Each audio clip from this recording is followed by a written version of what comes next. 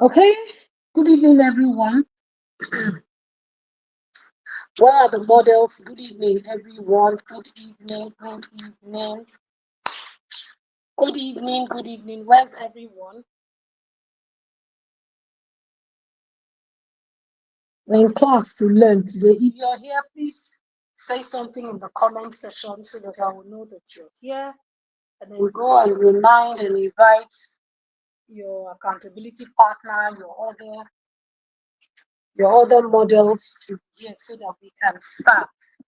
Because we're going to be having three powerful reviewers, three powerful speakers tonight. I'm not the one speaking, I'm not the one reviewing. So can we quickly, go to the community and remind everyone to be here? I know today is 8:30. Some persons are thinking it's 9 p.m. But no, we needed to start by 8:30 so that we can finish on time. And because when you're having three powerful persons speaking, then one of the things you want to do is to start quiet because they're going to be dropping Rema. So are you with your notebook? Are you with your notebook? Um,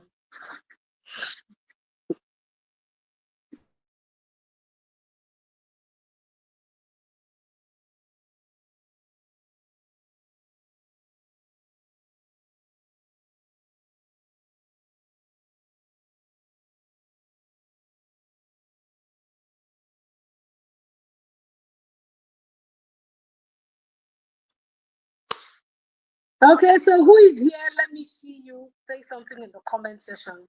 Let me see. Tonight is book review, so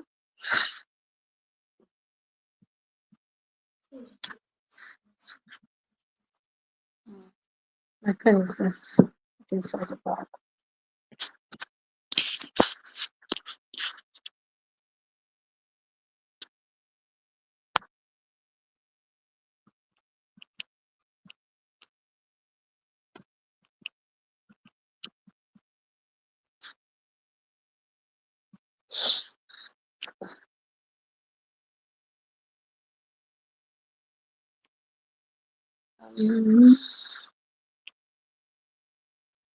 Okay, so who's here? Please, who are the people here so that we can start? We need to start.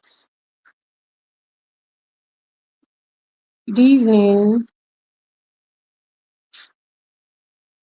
So we need to start.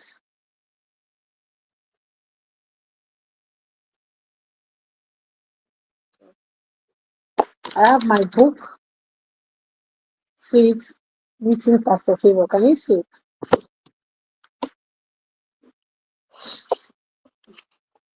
Those of you who will be watching the replay, the Model Inner Circle is a place for learning. So today's date is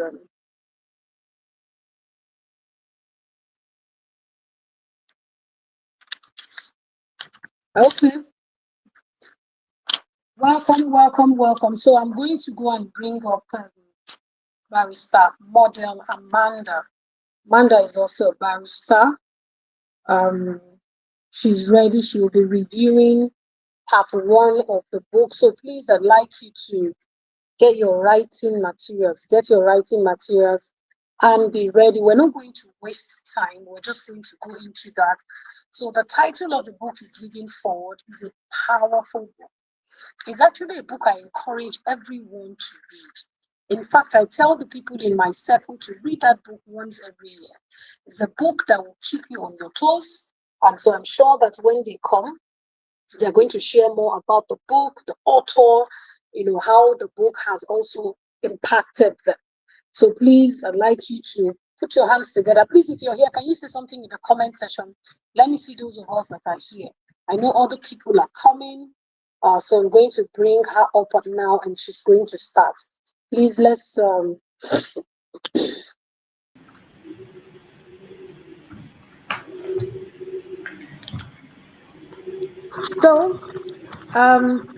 Amanda, good evening. Can you hear me?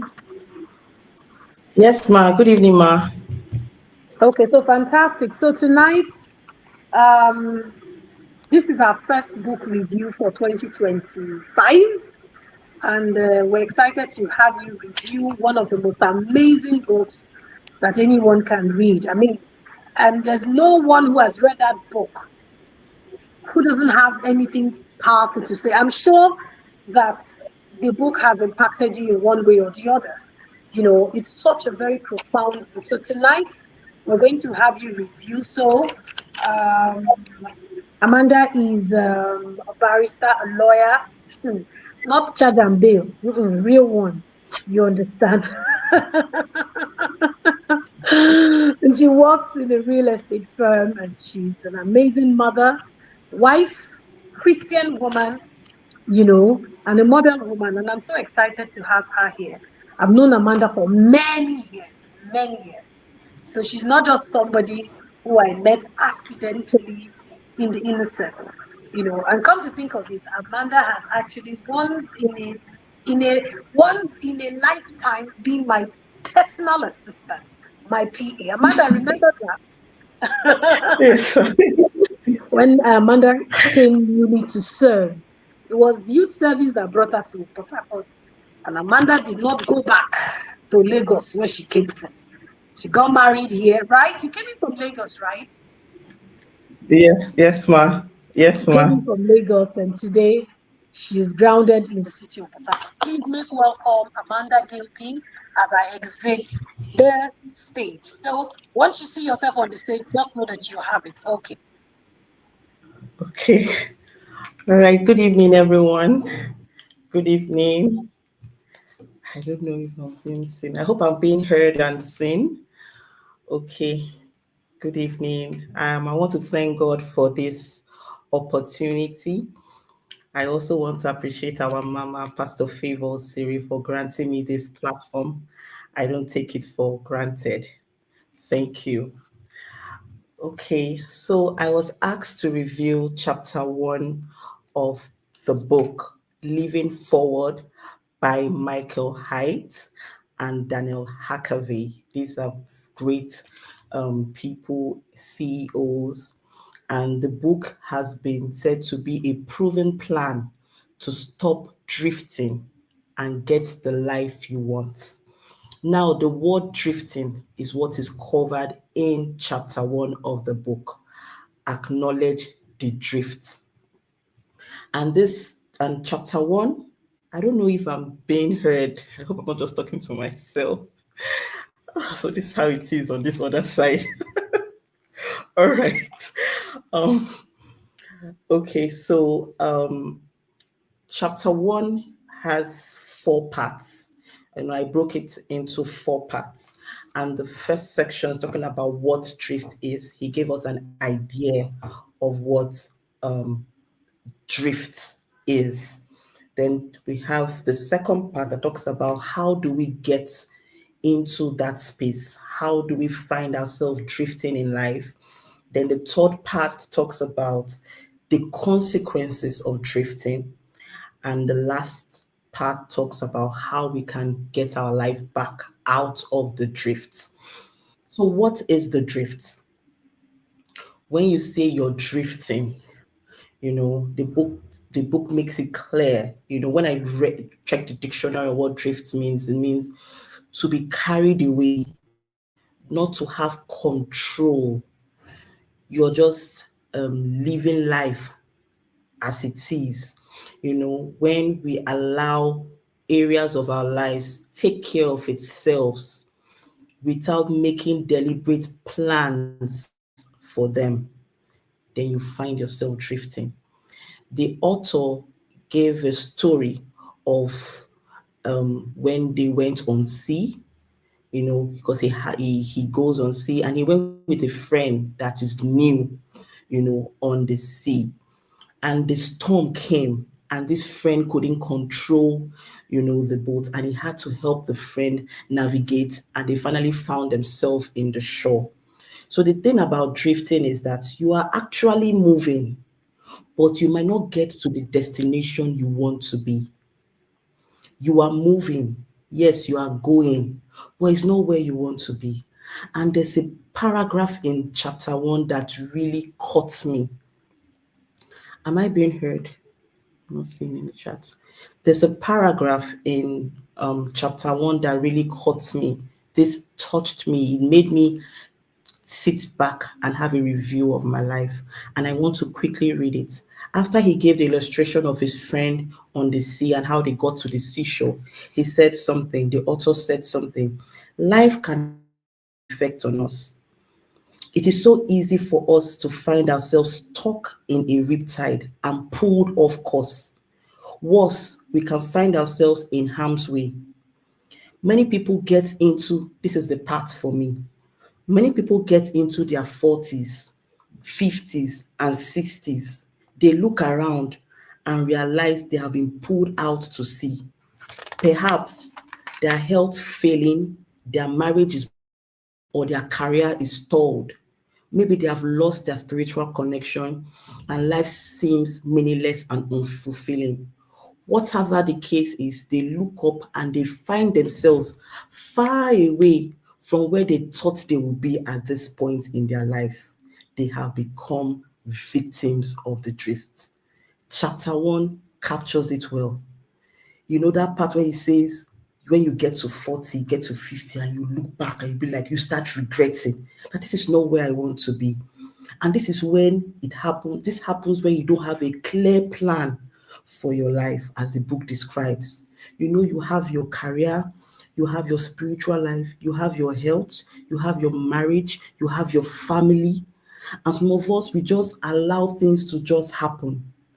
You are drifting when you don't have a clear plan, a clear direction for your family. You are drifting when you don't have a clear plan for your career. You're drifting when you don't have a clear plan for your spiritual life. So, for us to live a life living forward, you need not to drift. Don't allow your life to just take care of itself. You need to be determined to have a plan for your life. In that way, you'll be said not to be drifting. So, chapter 1 focuses on drifting, acknowledging the drift. And the second part of the chapter 1 talks about how do people end up drifting? How do I end up drifting in my career? How do I end up drifting in my family? Sometimes it will be we are unaware, ignorance, or our mindset.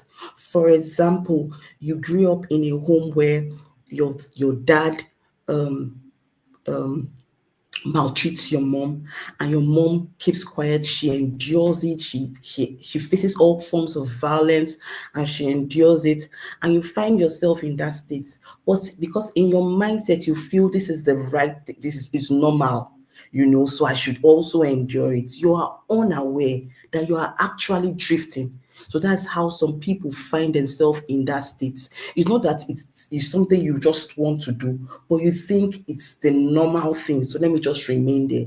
Some people find themselves drifting by distractions. You have had a plan to be with your family for some time, but your work you're distracted by your work.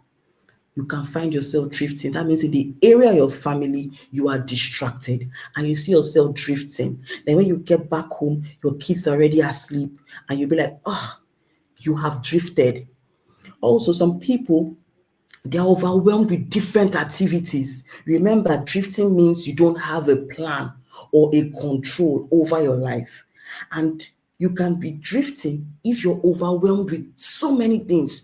You have career, you have your job, you have children to take care of, you don't have any plans, you are overwhelmed, and you keep telling yourself, okay, I'm sure this stage will pass and I will have time for my family. I know this stage will pass, I'll have time for my personal development. So these are ways where people find themselves drifting in their lives. Then finally,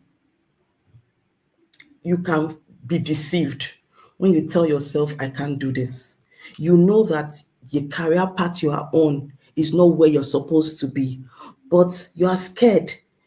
you're scared of tomorrow. You know, if I leave this job, how will I get money to survive? But deep inside you, you know that that's not where you're supposed to be. So you deceive yourself mentally that I don't have another plan. I cannot do this, and you find yourself drifting. So these are various ways we find ourselves drifting. And what are the consequences of drifting? This is the third part of chapter 1. What is the consequences of drifting? It causes pain, because it makes you feel confused. You don't have, of course, you don't have a plan, you don't have a direction. So anywhere they call you out, you are there. You can't say no, you can't say yes because you don't have a direction. So the consequences of drifting is confusion.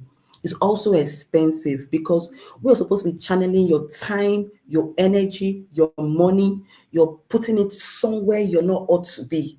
And at the end of the day, when you get older, you realize that you have wasted your time. And I hope that will not be our story. It also causes lost opportunity, regrets. So that's why it's important that for us not to get to this state. As I said, this affected me, this made me have a rethink. I don't want when I get to 40, 50, I'll start being like, oh, I would have done this. I would have had more time with my family. I would have read more books. I would have studied the Bible. I would have prayed more. So that is what chapter 1 focus on. Acknowledge the drift. Now the most important part of this chapter 1 is the last part, and it tells us how we can get out of the drift. And this for me is the lesson. The last part of chapter 1 is everything about the book. The last part of chapter 1, and it says life planning. You have to plan your life. You have to plan your life overall. So in your family, have a plan for your family. Family plan 1. For your career, have a plan for your career path. That could be plan 2. For your finances, have a plan. For your spiritual life, have a plan. Is when you have a plan that you will not drift. That's what the book is telling us in the last part. It's where we have the entire lesson. That's where I got my entire lesson. The first thing that struck me is when, if I get to 40, 50, I hope I don't regret. I hope I will not be drifting. So this part of chapter 1 now brings you back in order. You have to have a life plan. You need a map. Because when you have a life plan, it makes you take control. You're not just living passively. It makes you take responsibility of your life when you have a life plan. And that is what it means to be living forward. So when you know you have a life, it makes you have a purpose. When you have a plan, it gives you a purpose. You know that every hour counts. When you're supposed to read a book and somebody is calling you to do something, you'll be like, you know that this time is for me to read my book. I need to personally develop myself. And it says for you to get into this step from moving moving from being drifting. If you're drifting, the first thing you need to do is become aware of your current location. You need to understand and say, yes, you are drifting. For me, when I read this, I got a book and I wrote number 1, career, my career. And I looked and I said, Amanda, what is your current location? Is this what you want to do at this age? Is this where you want to be? Then if it's not, I feel this is not where I want to be. I wrote it down. This is not where I want to be. You have to acknowledge in your finances, are you in debt? Is that where you want to be? You have to write it down. That's what this book is telling us. You write it down. In your family, is this where you want to be? Do you think you're having enough? For me, I was talking back to myself. It was, for me, chapter 1 was everything. I've read up to chapter 5, 6 of the book. Chapter 1 to me was everything because it gives me a preview of other chapters. Other chapters just helps you plan. Chapter 1 spoke to me. and I wrote every area of my life, my spiritual growth. This is not, I clearly wrote it. This is not where I want to be. So the first thing is recognize your current location. If you think in your personal development, you have not gotten there, by now I'm supposed to be speaking in with this kind of audience. Write it. This is because if you're not there, it means you are drifting. If you're not working in that part, it means you're drifting. Remember, number one, chapter one is acknowledging the drift.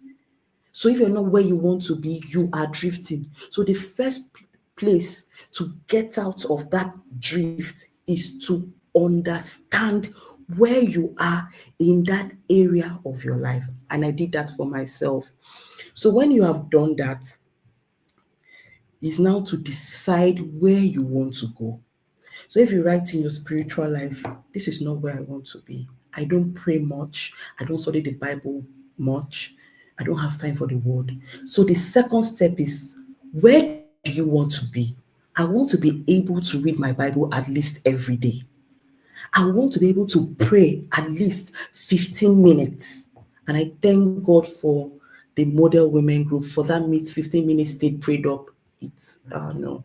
So you write where you want to go. You have to understand where you are. Where do you want to go? In your spiritual life, you're not reading your Bible. Where I want to go is, I want to start reading my Bible every day. You write it. That is how you get off the drift. Then the final stage of getting out of the drift is start walking into your destination. Start working it out. That is where your life plan comes in. Start working it out. Okay, I'll be waking up every 5 o'clock to 6 o'clock to read this chapter of the Bible. You stay determined, you stay focused. So this for me was the lesson. And in overall, I just realized that this book says something, that when you have a plan, every day becomes an opportunity to move forward to your destination. And it also said something that it doesn't matter how far you have drifted. When you put these 3 steps, when you realize and you know that you have drifted, and you have a goal where you want to be, and you start working on it every day with your plan, you will definitely get the desired life you want. You will definitely get the desired life you want. So, in conclusion, from my lesson of this chapter one, which for me is everything, is acknowledge your drifts. Are you drifting? List the different areas of your life: career, family, finances, health wise. List it. Look into yourself and know whether you are drifting. Are you where you want to be? Do you think in 10 years from now you will look back and be happy with it? Then, okay, in conclusion, then secondly, you make sure you write down where you want to go to, where you want to be, your desired goal, and finally work towards it. So for me, this was the lesson for me in chapter one, acknowledge the drift. I hope you were able to learn something. Thank you. Thank you so much, Ma. Oh my God. Oh my God. What do we say to barrister model Amanda? What do we say? Oh my God. Amanda, you're an amazing teacher and speaker. That's the truth. I've got you. Thank you, Ma. Oh my God. You see, there's something about, when the Bible says, the Bible said something, faith comes by hearing and hearing. So faith doesn't come by having heard. Somebody will say, I read this book last year. I don't need to read it again. You'll be shocked. It's just like somebody saying, no, I read the Bible yesterday. I don't need to read it today again. No. Each day you read a scripture, you find something new. You find a new revelation. And just reading this book again, it's as if I didn't even read the book last year. This book brings you into a place of sober reflection. You will be looking at your life. You'll be looking at your life on paper, on book like Yes. this. And then Yes, if you man. fail, you will not hold God, you will hold yourself. Do you understand? Yes. Yes, progressive revelation. I want to say a very big thank you. I've just been writing, I'm writing and I'm like, oh my God, this is a serious wake up call. Wake up call for each and every one of us. I want to say a very big thank you for this. Thank you. You were just talking. People should not mind that she's talking gently. Amanda is fire. Leave her. She's just doing. She's a lawyer. When she brings the legal part of her and add it to the anointing, you will see another dimension. But I'm so proud of you. Thank you so much for Thank you, sharing. ma'am. And deeply, I could see that this book has impacted you. Yes, ma'am. I could see that this book has done something to you that you are feeling helpless. Like, Ah, God, my what cried. am I I doing with my cried with life? chapter one. Especially with It chapter made one. me. Chapter one just gives everybody a slap on the back. Wake up! Yes. Yes. Especially almost everybody here should be up to 30, including Yes. those of us who are single. Add the next 10 years of your life and ask yourself, where would you rather be? Where would you be? And sometimes we think 10 years is far. It's not far. COVID was like yesterday, and this is 5 years after COVID. Do you understand? So please, it's a wake up call for each and every one of us to have targets and plans for the different areas that she mentioned: family, your career or ministry, whatever it is you do, business, your finances, your health, and your spiritual fervency. Your kids, your children, if you have children, because your children will not be with you forever. Your marriage, if you are still in a marriage, very important. All of these things are very critical to you as a human being to thrive and fulfill all God has called you to do. Amanda, thank you so much and God bless you. So I'm going to Thank exit you. you. Please, what do we say to Amanda? Can you put your hands together for her? Thank you so much. Thank you so Thank much. you. God bless you.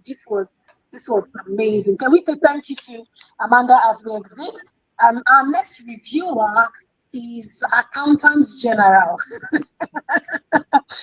um, Let me see. Uzamaka is not here. She's supposed to be here. I don't know why she's not here. So, thank you so much. Uzamaka is not here. Uzamaka, please, if you are watching, you need to go. You need to come up stage. You are next. You are reviewing the second chapter. Then Model Onyeka is reviewing the third part. So I don't know if Uzamaka is there. Thank you so much. Okay, yes. Okay, so Uzo is here.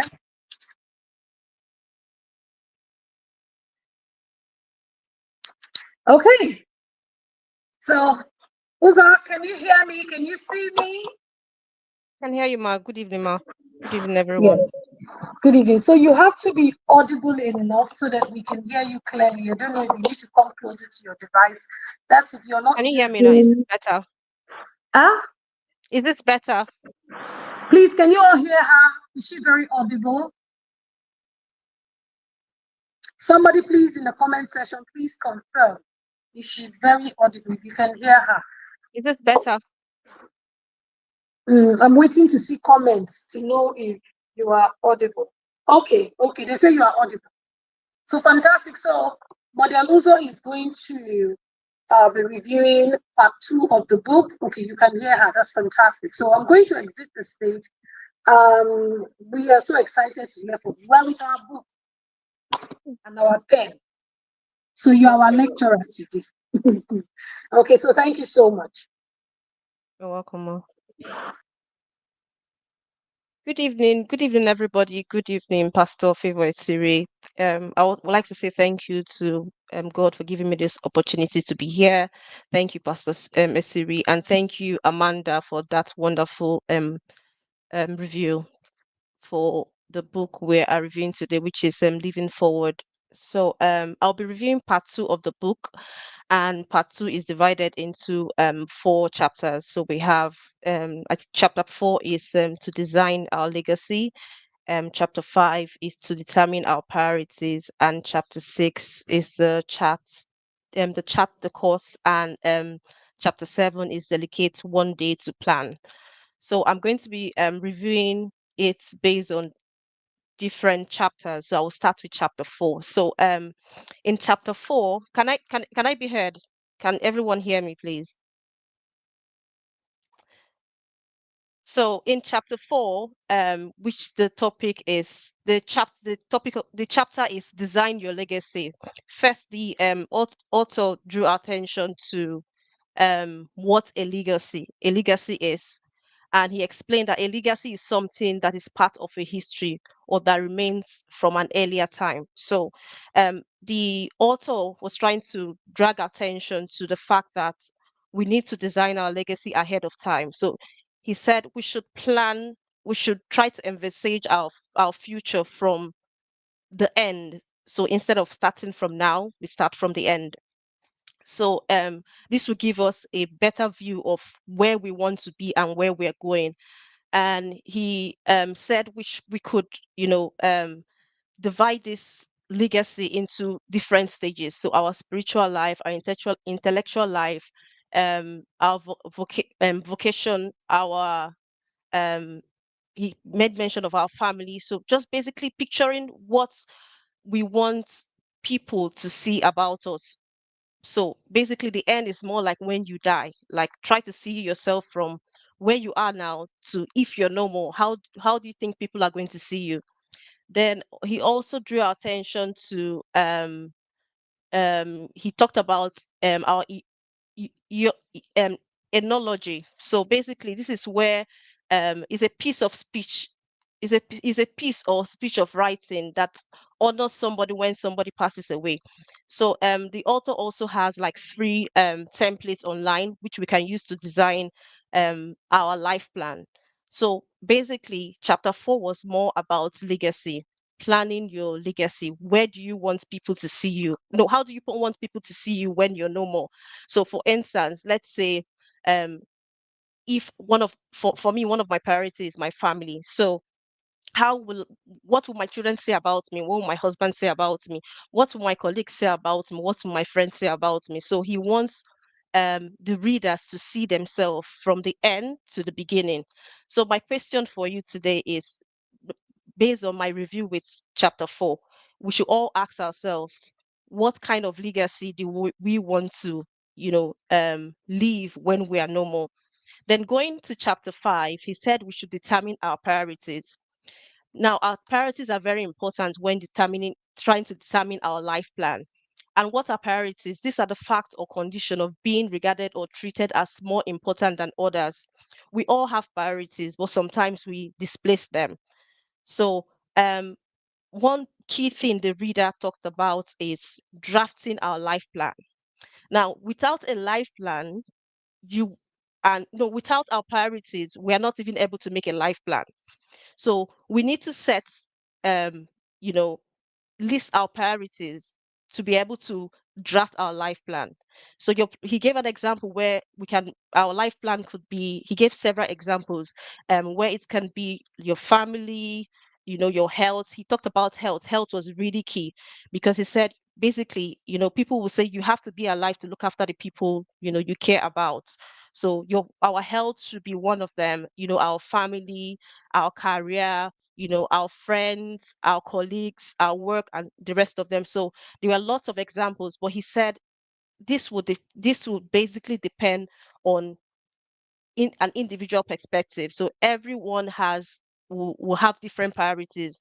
So he said we should create a time to make our priorities right. That way, it will enable us create our life plan. Then he also made mention of determining we should determine what's right for us. So with our priorities always set, we'll be able to determine what's right for us. So for example, if you are supposed to be doing something, from the review of the Amanda's review, where she said you know, you're supposed to be reading a book, but you've been invited to somewhere. But because you know what your priorities are, you know what you're supposed to be doing and where you need to be, it will basically guide you to to learn to say no to things. Some of us have not learned to say no to things, or to say no to requests. This is something we as individuals, we need to also learn. So our priorities will always help us to stay on track. Then he said we should be able to pause. So sometimes we have the opportunity to plan, we set our priorities, and sometimes we see ourselves going on track. So he made mention of the fact that we can sit back and take a pause sometimes. Sometimes we get to a stage in our life where there's just so much going on in our lives, and we just need to sit back and re-strategize. So he said there's always room to re-strategize. There's always room to restructure your life plan. There's always room to restructure your priorities. So because sometimes things life throws at us, we just need to replan. Then he said he also talked about creating a life account. Now he said a life account is like list of people's things, goals that are important to you. So he gave an example of a real account, where you keep your money because it's important. So now a life account is um you know it's just the same thing as your priorities, but now putting in a structured, in a well structured format. Like I said previously, the author has several lovely templates he has put out there for free that we can find at livingforward.com, on how to plan our day, how to draft our life plan, how to set our priorities. Now he said the priorities need to be divided into sections, and we need to also pay attention to the balance. So when he was talking about balance, I know some people will say, balance is where you ensure that each life plan or life accounts are like things that are important to you, like family, your career, your spiritual life. So people say, each life account has to um have a balance. But he also talked about that balance doesn't mean, you need to apportion different you need to apportion what's the word to use now? It's not about, apportioning equally, apportioning the time equally. It's basically apportioning, the right amount of time to each life account. So for instance, your family account might have 50% time or 70% time. um your health might have 80%, your spiritual life might have 90. So he talks about proper apportionment. So balance doesn't just mean that each of them have to have the right amount of time or amount of attention. It just means finding the right time for each of them. Then he also talked about a life assessment profile. So the life assessment profile is like an online tool. This is where he talked about the drifts, the gifts, and so basically, if I could recall, the drifts is basically when you have no passion and no interest. The gifts is where he wants all of us to be. The gift is where you have the passion and you're basically enjoying the process. So you have a life plan, you're on track at every given point in time. So that's for chapter 4. Then, if sorry, that's for chapter 5. If we move to chapter 6, it talked about the chat, the course. That's the topic. He said we need to understand our mission. Now, in chapter 5, he talked about setting our priorities, where he talked about life accounts. But here he talked about apportioning those dividing those life accounts into sections. So he said the first section can be your purpose. What's your we need to write our purpose statement. So our purpose can be what's your role, for example, you gave to maintain a care to maintain care for the for the temple God has given us. So basically he was talking about our body. So when you divide those life accounts into different sections, we have the purpose statement. So each life account should have a purpose. So if you have your family, it should have a purpose. If you have your career, it should have a purpose. If you have your friends, there should be a purpose in it, which guides us. And the second part he talked about is envisioned future. Where do you want to be in? from now? Where do you want to be in future?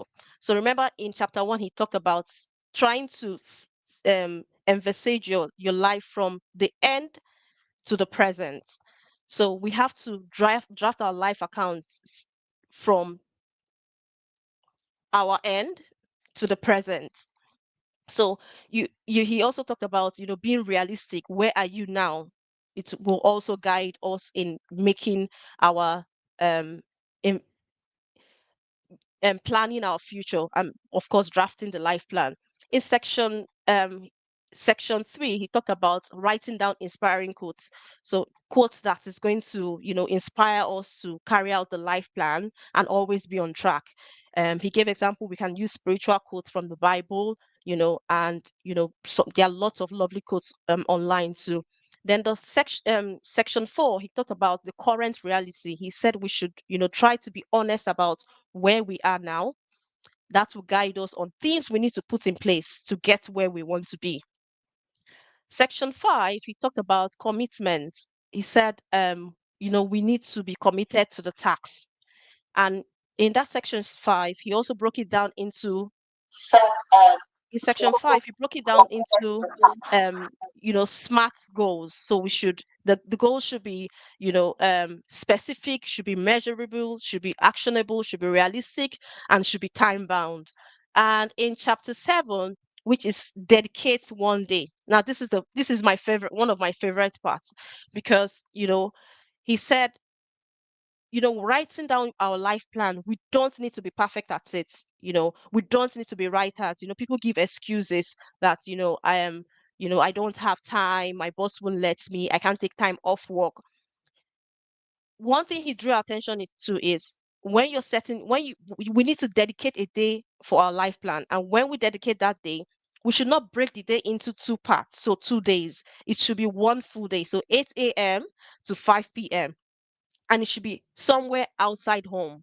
So he said it doesn't have to be somewhere, somewhere expensive. It can be a park, it can be a low budget hotel, but somewhere from distractions. And he said before you know, take out that day to plan, we also need to inform people around us, like our employ our so for instance, if you're for him, he's a CEO, so he needed to inform his employers.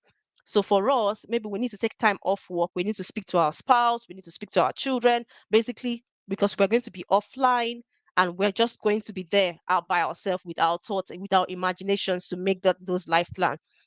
So in this chapter, he drew so much attention in taking time out to draft where we want to be, and that has we really need to dedicate a full day, because he emphasized it so much in that chapter, to um draft our life plan.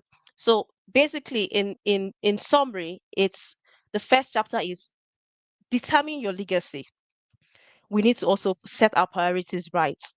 We need to have the charts, the charts. Of course, our life we need to have our life accounts in place, and that life account has to be divided into sections, and we need to delegate a day for it. So for me, my key points in summary, it's creating a life plan that will enable me track my priorities and not to drift. um I need to decide my legacy while I'm still alive. I need a life account. It's okay to start from where I am. I need a day to, review my plan, and I need to plan in order not to drift. So I always need to be in the gifts,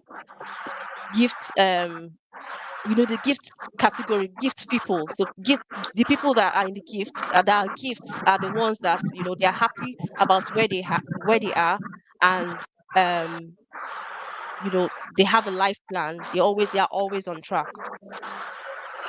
Thank you, Pastor Favor Osiri.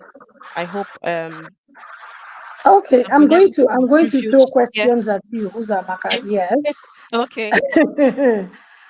Fantastic. Well done. Um, you did well. Thank you for that review. But I would want you in bullet point 1, 2, 3. What are the 5 takeaways home you want everyone to take away from your review session? Because your chapter focuses more on implementation, action. So Yeah. what are the five things, number one, number two, number three, number three, number four, in bullet points that you want everyone here to take home and go and do? Do you get from your session? Yes. Just number one, this, number two, this, number three, this, number four, this, number five. Yes. So first, we need to set our priorities right. Good. What One, set what your priorities right, please. Can we take notes? Number one, set your priorities right. Yes. Number two, Number two, we need to create a life account, and a account to compromise sorry, a life account should, contain basically things that are important to us: our family, okay. our health, our spiritual life, our career, whatever it is. Some people, their pets. Um, Create your life secondly, account. Number two. Number three, we need to dedicate a day to create this life plan or life account, as you would say. find a day to create this life account. Yes. Number four, We need to ensure that we don't drift, okay. right? And this is done by, creating our life account. Okay. Number It's five, okay. It's okay to start from where you are. okay. That's number five, right? Yes. It's okay to start from where you are. Okay, good. Thank you. Thank you very much, Uzamaka. God bless you real good. I'm going to add something. I'll just let you go. Now, please, can we appreciate her? Please appreciate her, appreciate her, appreciate her. Thank you so much. Thank you so much. Well done, well done, well done, well done, well done. So please, all of us in the inner circle, we should be getting ready to having sessions like this. Topics we're going to give to you. Come and teach, full teaching, and all of that. So let everybody be preparing themselves. Okay. Thank you so much. Thank you so much. God bless you. I'm going to release you now so that I can while we wait for Unika. Okay, there's something I want to point out. I'm going to mention two things. Please, I'd like you to take notes. No, so when she was talking about balance, when the author was talking about that you do not have to give equal time to everything in your life. The truth is, if you're here, you can hear me. The truth is, you cannot. Balance is an illusion. Write it down. Balance is an illusion. You can't truly balance your life and your career. You can't truly balance anything. That's the truth. So the strategy that I encourage women or everyone around me to do is what I call juggling. I wish I have balls. I wanted to I don't have my balls here. I wanted to, but I'm sure you understand the concept of juggling, where you have, let's say, probably I have these two things. This is, let's say, this is my work, and this is family. So to say you will give 100% to this and 100% to this, it's not possible. Are you going to divide yourself into two? What is it that when it's time for work, which is why we need to plan, when it's time for work, work. So sometimes you know how you're juggling balls. So sometimes one is up, one is down, this one comes up, this one comes down. So the thing is that when it's work, when it's family time, which is why I have encouraged each and everyone to actually create family time. So that because one of the things that family time you create, it builds up a lot of memories. So that even when you are busy doing the other things, they are feeding off of the memory, and people's emotional account is not in red. Because the truth is that while you're taking care of family, you have to make money to really take care of family. You cannot come and say, oh, I'm having family time, and then you sit down. No. Do you get what I'm saying? Again, you're working on your health. You're not going to say that you do health from morning till night. No. Once it's health, raise it, you have to just keep juggling. And that's how you perfect it. I don't know if you get what I'm saying. So it's very important. Then number two, one of the things I don't want us to take away. Listen, livingforward.com is the site for is a site by the author. I want to ask, if you didn't create your life account last year, can we create this life account this year? Like you take one full day to be in a solitary place where your creativity can, I don't know whether you go to a park or you just go somewhere, maybe out of home, or maybe your house is, you can understand, maybe somewhere under a tree or something where you will sit down and take notes and write. And the thing is that if you have not read this book, you may not be able to do that. So meaning you have to sit down. Can we do that this year? I want to see your answers in the comments. See, this mentorship program is not aspire to perspire. It's not, I don't know what to call it again. I told you aspire to perspire last year. I'm looking for another right. Do you understand? Those of you that are here, is this something we can do? That you want to sit down and write your life account? Can we do it? Can we do it? If you can do it, you send it to me personally. Let me read it. Sometimes some people are afraid of writing life accounts. I'm not sure. But that's where purpose, which is why that's why each and every one of us were actually pursuing purpose. You sit down. The Bible speaking in the book of Luke, it said, which of you intending to build a tower will not first of all sit down? Let me get that scripture. Which of you intending to build a tower will not first sit down? Who knows what that scripture is? Is it Luke 11 or, let me get it.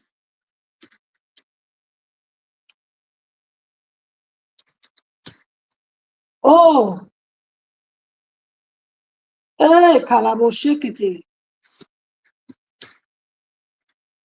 Who knows where that scripture? I want to get it. I want to show you that scripture so that you know that sitting down is very, very important. Luke chapter 14, I'm correct. Luke chapter 14 and verse 28, Jesus was saying, for which of you desiring to build a tower? Now listen to me. A tower can be a life, it can be a business, it can be a ministry, it can be a destiny. Maybe you want to build a towering business, a towering family, a towering ministry, a towering foundation. He said, which of you desiring to build it? He said, it's a desire. You want it, but he said, does not first sit down. So to build anything towering, there has to be a sitting down. Because it is actually when you sit that you're able to articulate.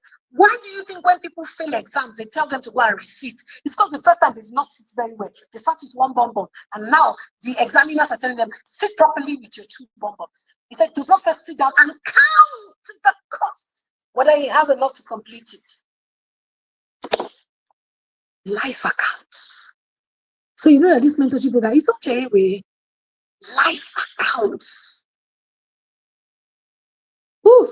So we're going to go to the last reviewer. Please, we want, tell us, share from your perspective what you got from the book that you read.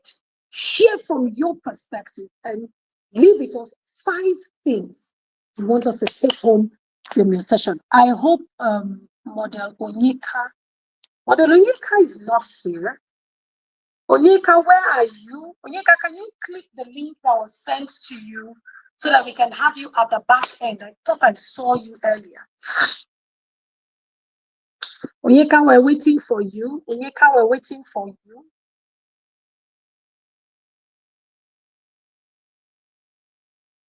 Onyeka, we're waiting for you.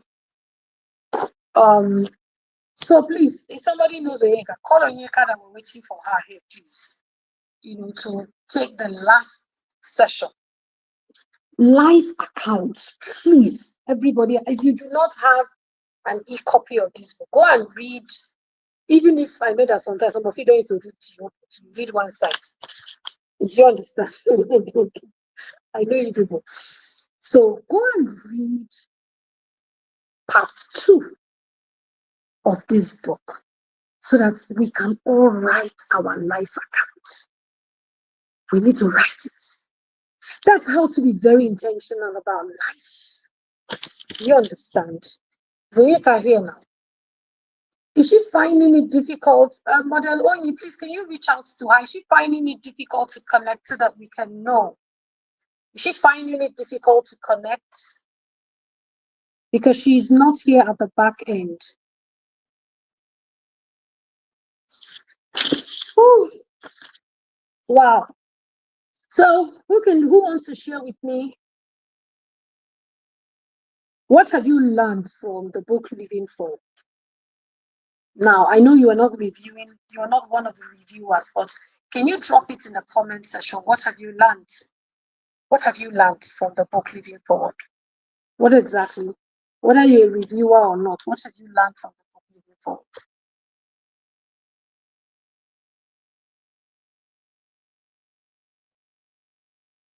Share with us in the comment section.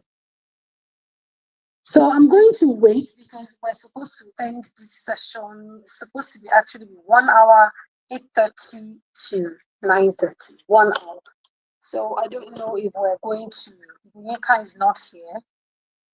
She's still not here. She's finding it difficult so that we know. She's having difficulty using the book. Maybe it's her network because it's the same link that Barrister Amanda used and Model Uzo used. It's the same link. So what have you learned from the book Living Forward? I'd like you to share. And if she's not able to join us, we may have to reschedule our session. I really wanted us to hear from Monica. I don't know what the issues are. Oh, network issues. Oh, Lord. Okay, so what are you going to do differently? How are you going to, what have you learned? Please, can we share as we begin to round up? So we're going to round up now.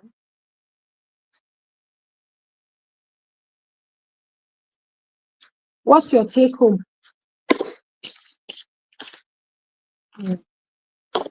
What's your take home?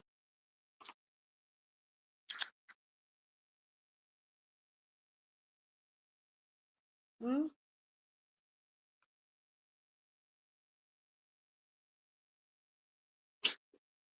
have not learned anything. Yeah, man, let's play.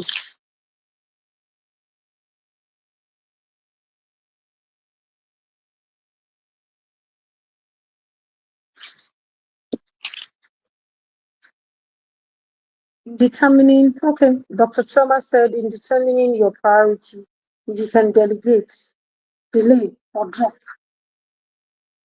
it may not be a priority or should it be at all. In determining your priority, if you can, okay. In determining your priority, that's when you're trying to prioritize. So you can either delegate, delay, yeah. So you can either delegate, are you seeing it? when you want to determine your priority, is either you delegate something, you delay it, or just go drop it. Do you understand?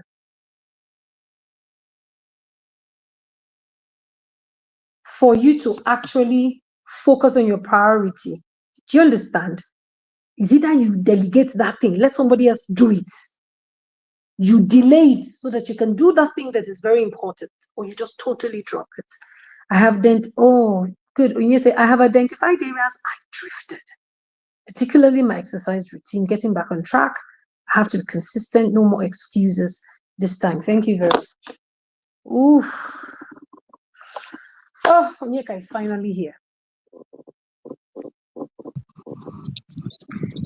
Good Onyeka. evening. Good evening, Pastor Favor. I'm so Yes, so good sorry. evening.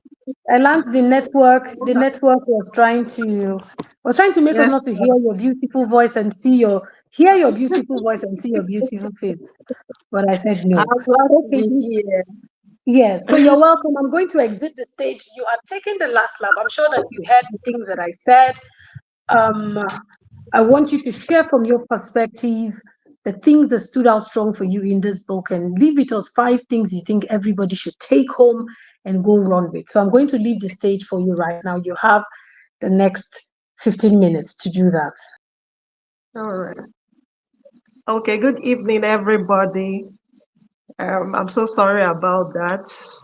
So, this book, Living Forward, it has been an eye opener. Okay, I hope everybody can hear me. Okay, so I'm going to review the part 3 that says make it happen. And this is where the cocoa lies. This is where the matter lies, because we can make all the plans. All right, we can do everything, but if we do not make it happen, that's where the problem is. Okay, so it says make it happen. And how do we do that? It's by implementing, right? Implementing and reviewing our life plans. Okay, so let me tell this short story about, when um my husband and I were planning on something, a project, and we kept on doing, looking at things, minusing, adding. But the thing was that we could not make any move, right? We've written all the plans, but we couldn't do anything because we were stuck in what is called analysis paralysis. Okay, we were just there. But if we make plans and we do not go ahead to implement it, and in the process of implementing, we review at the same time, that's where we get to drift. Okay, so without life plans, we lose focus, and we tend to handle urgent tasks instead of the meaningful ones. We tend to lose focus. We just, the ones that are urgent, the ones as they are coming, we are doing. As they are coming, we are doing. We do not focus on, the meaningful process or progress that we are making. Now, without a life plan, we can drift, just like Barrister Amanda said. We can drift away, and when the drift starts, happening, what do we find ourselves being? Having regrets. Okay, regrets. We are filled with, frustrations, and we have missed opportunities. So life plan is sort of it's a tool, right? It's a guide. It keeps us in check. It keeps us focused. All right. So what do we do for us not to get into regrets, into being frustrated, not, for us not to miss out on opportunities that come? How do we do that? Is for us to just keep on implementing and reviewing our life plans. That's just what it is. Now, how do we do it? How do we implement? And there's this inspiring quotes that by Mike Roach on that part 3, when he says strategy without execution is hallucination. This is a quote by Mike Roach.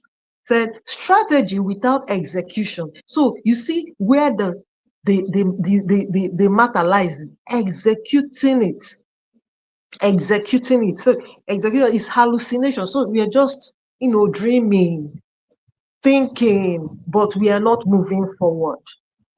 We are not making progress. And when I read the 5 a.m. club, it helped me a lot. So I've already read the 5 a.m. club and now read Living Forward. Everything, fell into place. So how do we do that? We make it, we turn it into a habit. That's, excuse me, that's what the authors, are trying to explain to us, that we should make it a habit, right? We should know that it is not just a one-time document, what we write and we just leave it there. No, that's why it says that we review. So when we see it as a tool, that's when it helps us. When we see that this is a tool, this is what I work with in my life, this is my life, this is just like a farmer that uses the hoe and cutlass and machete and all that. This life plan is our own tool. So when we look at it, we say, okay, what do I need to do? We review, we update, we make changes. So when we see it as a one-time document, no, that's not what it is. When we see it as a tool, that is what it is, right? So how do we review it? How do we do that? We do weekly check-ins. So every week, we write down, okay, what have I done? What have I achieved? Remember that our lifetime is a tool. So when we write, we see, when we do it weekly, we see the mistakes we've made, right? We see the things that we've done that did not pay, right? We cancel them, we change. Okay, what do I do? We make the necessary changes. So we make adjustments weekly. Now, we can also do it quarterly. We assess our progress. We assess our progress. We look at our action steps. We look at our action steps. What do I have to do? What do I have to do? And it can be done annually, yearly. You take out a day. You look at 2024. What happened? How did it go? Where did I do it? Did I make mistakes? Where didn't serve? These are forms of reviewing. And when we are doing it, we should not be hard on ourselves, because we are human. So we are bound to, make some mistakes. We are bound to do things that are not the way they ought to, right? So when we look at them, we know, okay, where do I have to make the necessary changes this year from January to December? What happened and that's why journaling is so important. That's why writing down is so key. Whatever that happens, put it down, whether good or bad, how your day went, we put it down. Okay, because it helps us. Okay, on so and so day, what made me cry? What made me angry?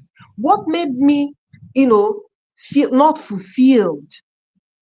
What made me feel fulfilled? What made me achieve that goal that I've already set? Day to day, it helps us to review.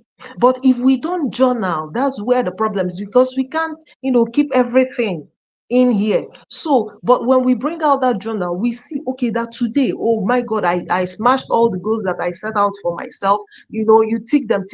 Then we see the ones that we did not tick. These are how we review our life plan. So when you review, you implement the ones that you need to.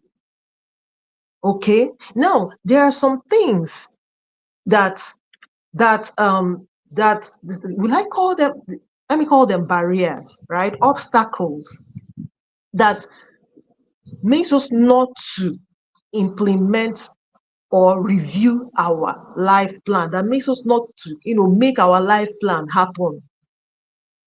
we have some obstacles that, you know, there are the ones that you can shove aside, but there are ones that are there, whether we want it or not. They are showing up and showing out. Okay, so what are these? Lack of time. Lack of time.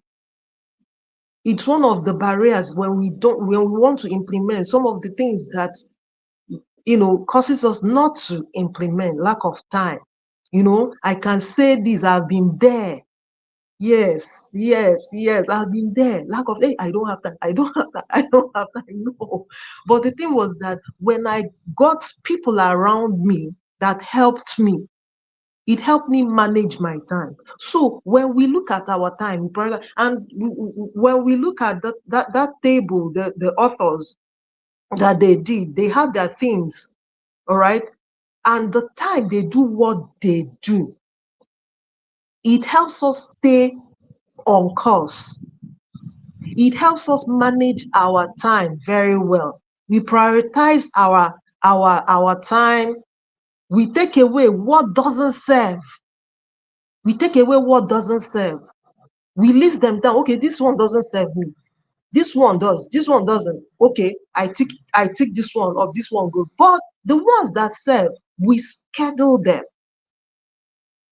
We scheduled, okay, this one, after this comes, after this comes. And you know that when we do it every day, it rolls into weeks, it rolls into months, it rolls into years, right? So when we do that over and over and over and over again, it becomes part of us. Yes. So when we look at ourselves, okay, where do I apportion myself? And like I said earlier, when we read the 5A, it helps you. Yourself comes first, after God, now you. Okay, so that if you're not healthy enough, you cannot do other things, right? So yourself, so that you can take care of yourself. We look at your work, your family, and others. Okay, and another thing that helps, that limits us, that that form, that put themselves as obstacles, fear of change. Fear of change. We don't want to know, the fear of the unknown. If I change, if I do this thing, what will happen? If I stop talking to, if I limit the number of hours that I speak to so and so person, saying things that are not important. All right, discussing things that do not pay us. How will this person feel? How will that person feel? What will they say? Right? Okay, if I start going to the library or buying books to read, when people see me with a book and say, oh, this one, akada, bookworm, right? Will I be comfortable? Change. But change is very important in our life. We don't know, right? Because most times we pray, oh God, I want to do, but God wants to take us on a higher level, pedestal, so that we will move. Change is uncomfortable, but it helps us in our growth, in our journey. External pressures. We do not know. The author said that learn to say no with grace. Learn to say no. When we learn these things, it will help us. Saying no with grace. When you have to say no, you say no. When you have to say yes, and let people know you. And not, you want to say no, but I don't know how this person will feel. I don't know if I say yes now, will the person be angry with me? Will they? No.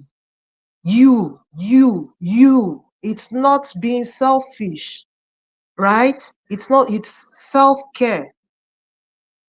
Okay? So because we don't know what's out there, others may resist the changes, but staying committed to our plans is what is important. Staying committed to our plans is what is important. So when we look at our life plans, what do we do? What are the necessary changes? What do we need to implement? What do we need to review? What are we going to tweak? The changes we need to make. Because if we can write everything, but if we do not implement those things, nothing will work. There is no magic. There is no abracadabra. It is what it is. If we don't implement it, nothing would happen. No matter the amount of prayer we make, nothing. God cannot do. It's left for us to start it first. Then God comes in. Okay, so my takeaway from this beautiful, and inspiring book, Living Forward, is one: drifting is dangerous. Drifting is dangerous. Without a plan, our lives will be controlled, by circumstances. Without a plan, somebody can just barge into your day and say, just scatter everything, excuse me, scatter everything you've already, planned ahead. So when you put your plans first, when you stick to it, nothing like that happens, right? Then the second one is the necessary steps. What necessary steps do we have to take? Daphne, mentioned them, said that we have to assess where we are. Self-assessment. We look at our health, we look at our family, we look at our personal life, we look at our career, our finances, everything. We assess ourselves. Then we define where we want to be. We define it, we write it down. Because if we don't do that, it's here. Nobody is seeing something that's here. We are not seeing it. But if you put it down, paste it somewhere, when you see it, you run with it. Then the third one is you make a plan to get there. Make a plan to get there. So the third thing that stood out for me is, making small but intentional steps. Making small but intentional. You see, being intentional about something, it changes a lot. It changes a lot because those small steps we take will lead into big results. The small steps we take will lead us to big results. So when we do things every day, we think, oh, this thing is not showing up, or this thing here, I don't know if this thing is working. Continue. So far you're looking at that life plan. So far you're looking at the steps you've written down that you need to take. So far, that's why I said journaling every day helps us to know where we've made mistakes and where we need to make changes. So when we take small steps, it leads to, it's just like a drop of water. Maybe a roof that's leaking, it drops, you put a bucket there. Every day, drop, drop, drop, drop. A day goes. The second day, it continues, and you've not, worked on the roof. It continues. By the time, let's say, give it a month, that bucket must be filled up. So far, that thing is constant. So far, that drop of water, the drops are constant. That thing must be filled. That bucket must be filled up. So when we take intentional steps, because the water is dropping now, it's not stopping. So, but if we are intentional and we take every day, we read a chapter every day, we go for a walk, 1 hour walk every day, you will see the changes, what it does to our mental health and everything. Then the fourth one is reviewing and tracking our journey. Is very important. We review it ourselves. Nobody will do it for us. We do it ourselves. It is very important. Then the fifth one is we implement our plan, because it helps us align with what truly matters. It helps us to align with what matters and not what just the other stuff that comes in. So these are the 5 takeaways that I got from the book Moving Forward. Thank you. Wow. What do we say to Onyeka? Onyeka, thank you very much. Hope you can hear us. Thank you very, Yes, very much. I Oh, hope yes. everyone heard me. I was just Oh talking my about. God. This is good. This is like this is school. This is night school. Those of you that are here, you just know that this is another kind of school that you are going to, even when you have read the book, but because someone else is reviewing and churning things out, you find out that there are certain things that you didn't see when you were reading the book that is just coming alive as someone else is talking about it. It's just like when you have read your book, you know how we do study group in school. You have read, Yes, everybody has read. But by the time you begin to talk in study groups, you find out that you're actually getting more insight into the exactly. topic under discussion. And meanwhile, you read it. You read it, but it's just coming alive. And I want to say that success is hard work. Sometimes we think that success is very hard. But you see, it is actually when you have done the work and it gets into autopilot that you begin to enjoy it. But to kickstart it, we have to really, really work hard. You understand? Yes, when you say collective intelligence is a powerful way to learn. Very, very important. And are you seeing that this inner circle is not a aspire to, what is that in this game? It's Aspire to not. inspire. It's not. Yes, Oh, I don't know how to it's do not motivational shallow. and hype and all of those noise. Do you understand? So for me, Yeah. Onyeka, there was something that you said, and I think I want to emphasize on that, and that's as it has to do with you know not seeing the life plan as a one-time document, because it can be very tricky for you to write it and dump it and Mm-hmm. not look at it as a working document, like a Mm-hmm. working tool that you Yeah. use every day is very important. I think that stood out for me. Number two is weekly check-ins. Now you will understand why I said you should be doing weekly reports. You know why?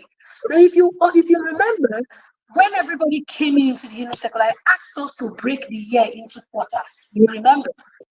Yes, I said ma'am. we should break the year into quarters. The reason why I said that, because we broke it, let's say we broke it into 4 quarters, and in each of the 4 quarters, you have 3 months. And in one of the months, you have 4 weeks. Some months have 5 weeks. Imagine if you are journaling everything that you do weekly, because this is actually one of the ways that will help you boost your morale. Because Mm-hmm. sometimes you get to a point where we're so hard on ourselves, we think we're not doing anything. Meanwhile, you're doing a lot, Yeah. but you're not documenting, you're not journaling. There's a reason why we have the book of Numbers and the book of Chronicles to write the accounts. There are certain things that if they didn't put them in the Bible, they didn't have account. We will not know that those things happened. So one Yeah. of the ways is for you every week. I keep saying this thing. The night before the next day, while you're on your bed, you're pressing your phone, you're reading. Take time, reminisce over how your day went.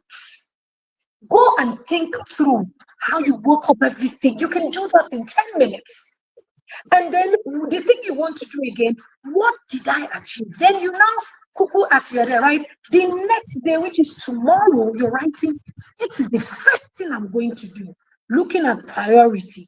One, Yeah. two, three. And if you put the first three, four items when your energy is still high,